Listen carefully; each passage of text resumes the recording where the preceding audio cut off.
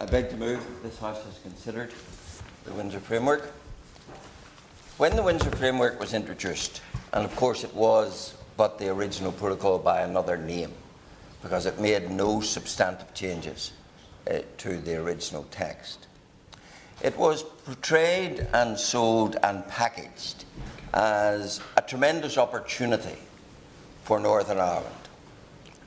We even had, sometime later, the President of the United States, President Biden, talk extravagantly about $6 billion of awaiting investment in Northern Ireland. We had acolytes of the government talk about Northern Ireland could become the Singapore of the Western Hemisphere. And it seemed that no boast was too large to make. But of course, the reality is very different. And matters rather came down to earth with a bump just a couple of weeks ago when the Invest NI representatives appeared before a Stormont committee, remembering the Windsor Framework was supposed to unleash an avalanche of foreign direct investment into Northern Ireland because, we were told, our access to the single market of the European Union was the panacea for all things economic. And the witness from the Invest NI had to confess that there'd been no uptake in foreign direct investment. It was not producing the results that were claimed for it. And of course, there's a very simple reason for that. Because the counterbalance to having access to the European single market is the fettering of our links to our supply market of GB. Because in order to have that access to the foreign single market of the EU, we had to subject ourselves to EU law, including their customs code, which says that GB, not being in the EU and Northern Ireland treated as EU territory, that GB had to be regarded as a foreign country, hence the erection of the obnoxious border in the Irish Sea for the bringing of goods from GB to Northern Ireland. So the counterbalance to this alleged wonderful access to the EU single market was the building of a border to fetter trade from GB, and that is why, of course, it hasn't produced the magical foreign investment, because anyone thinking of investing not just thinks about where they're going to sell their goods, they're going to think about where they're going to get their raw materials. And if the raw material supply line is fettered by an international customs border, for that's what it is, governed by foreign law, then of course they're going to think twice, and obviously have thought twice about that. So all the proposal and packaging turned out largely to be insubstantial spin. Yes, okay. The boast, of course, was that Northern Ireland would have the best of both worlds, yes. The European market and the UK market. And would you accept from me that all of the evidence is that, apart from the undemocratic nature of laws being imposed on us, businesses are facing huge tax burdens, where they have to pay taxes and then claim them back. They've been shut off from their markets and can't get supplies, and there are still many sectors of the economy that can't get supplies from GB. Allister. Yes, it has infected every sector, no more, and it's topical today, than the farming sector, because Northern Ireland's veterinary medicines are now under the regime of the EU, and we're facing a cliff edge in that regard in respect of a cut-off of supply from our primary market of veterinary medicines very shortly. But on that point? Yes? Yeah. Can I commend the Honourable Member for bringing this forward? And he's right to mention farming. And does the Honourable Gentleman not agree that the fact that our farmers who have been decimated by the inheritance tax proposals will not be able to access state aid, and that farmers on the mainland can apply for and get that aid, that government must do the right thing, remove the protocol and return Northern Ireland to the UK in every way? Yes, I agree with that. And of course, within the protocol, there is a cap set an EU cap set on the amount of funding that can be given to farming, and all the things that the member says are correct. And all of that flows out of the fundamental point that Northern Ireland now, because of the Protocol Windsor Framework, is subject to, in 300 areas of law, not to laws made in this place, not to laws made in Stormont, but to laws made in a foreign parliament by foreign parliamentarians, the parliamentarians of the EU. Now, that is such an assault upon the enfranchising of our constituents, or rather the disenfranchising of them, and such an assault upon basic constitutional and democratic accountability, that it is something I would suggest no member of Parliament in this House would contemplate for one moment for their constituents. And yet that is expected to be accepted by us who represent Northern Ireland and by our constituents, that we should be impotent when it comes to making the laws that govern much of our economy. Yes, I give way. Thank you, Chair. Thank the member for bringing this forward. Would the member agree with me that ethically the Windsor Framework is flawed in its treatment of businesses and the people of Northern Ireland? In opposing it, should members take inspiration from Gladstone's belief it is never politically right to do that which is morally wrong? It's a motto that I'm more than familiar with, and it has many's an application, and one such fitting application is here. So let me return to this issue of the 300 laws. These are not incidental laws. These are laws that shape, that frame much of our economy. How we manufacture our goods, how we package our goods, how we sell our goods, how we trade our goods, as well as much besides. And of course, of particular political significance is the fact that they are now the identical economic laws that prevail in the Irish Republic.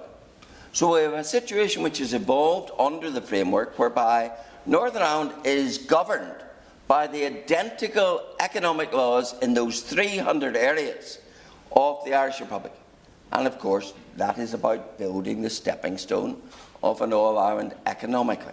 And that was always the intent of the protocol. So that gives it an added offensive political dimension.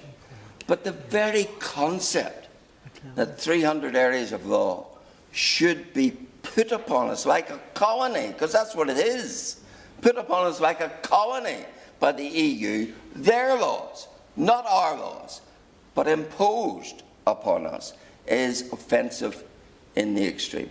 Now, of course, it is said, but wasn't the Windsor Framework about protecting the Belfast or Good Friday Agreement? The Windsor Framework has driven a coach and horses through the Belfast Agreement, because the fundamental modus operandi, the fundamental of the Belfast Agreement was that because of Northern Ireland's divided past, any big issues, any constitutional related issues, any key issues would have to be decided upon a cross-community vote. In other words, a majority of both nationalists and unionists. And it's written in, it's in section 4.5 of the 1998 Northern Ireland Act. And yet, when the Windsor Framework came along, that was expunged in respect of the Windsor Framework. And in a couple of weeks, we're going to have the astounding situation that the Northern Ireland Assembly who elects MLAs, members of a legislative assembly, are going to be asked to disavow their power to legislate for Northern Ireland in these 300 areas. They were never asked in the first place, but they're now going to be asked, going forward for the next 4 years or more, to disavow their ability, on behalf of their constituents, to make those laws in those 300 areas, and to surrender that sovereignty and right to a foreign parliament and foreign politicians. Laws which haven't even yet been dreamt up, because in the next 4 years, who knows what the EU will decide is good for them and coincidentally for us. Who knows what they will be? But Assembly members, democratically elected Assembly members, are meant to vote to sign away their democratic rights on behalf of their constituents to endorse whatever comes down the track. Never mind what it is, we're just going to accept it like colonial patsies, which we now are under the protocol. And of course, yes? I thank the honourable member for giving way, and he will know where I stand on this issue and share the same concerns regarding the Windsor Framework and the protocol and the impact it's having on business, consumers and the constitutional future of Northern Ireland within this great United Kingdom. Would he therefore agree with me that those parties who hold up the Belfast Agreement as the be-all and end-all are the very same people who are now content to allow a majority vote something that hasn't happened within 50 years, that runs absolutely contrary to the Belfast Agreement the protocol is supposed to uphold? Yes, for the first time in over 50 years, we're going to have a majoritarian vote on a key issue. And a key issue which, of course, has immense constitutional significance. That is why the Supreme Court of this land had to rule that Article 6 of the Acts of Union, which is supposed to guarantee us all within this kingdom the same unfettered trade rights, that the effect of the protocol was to put it into suspension. Because obviously when you build a border to partition and fetter trade, you cannot be said to have the same constitutional and trading rights. And yet, on that fundamental issue, we're going to have a majoritarian vote. And the message to unionism is, and it's a very chilling message, that cross-community votes was only ever about protecting nationalism. It was never about protecting unionism. And unionists just sup it up, because this is your way. This is the way forward. That is unacceptable, Madam Chair. And on behalf of those who sent me here, believing that I was being sent here as a legislator, who sent members to the Northern Ireland Assembly, believing they were being sent there as legislators, I abhor and protest against the fact that in the next few weeks we will have that obnoxious, obscene vote to remove from the people of Northern Ireland and their representatives the right to have a say in over 300 areas of law that govern them. There has never been a greater act of disenfranchisement of voters anywhere within this United Kingdom. And it is something that is wholly incompatible with the basic tenets of democracy. But people say, how then do we handle the border? Yes, there is a challenge in an interfacing border between the EU and non-EU members. But the way to handle it is not through this constitutional union dismantling monstrosity. The way to handle it is return to the basic elements that govern much of world trade, that you mutually respect the laws, the requirements, the trading demands of those with whom you're trading, and you mutually enforce from one country to another the standards and requirements of the country to which you are exporting.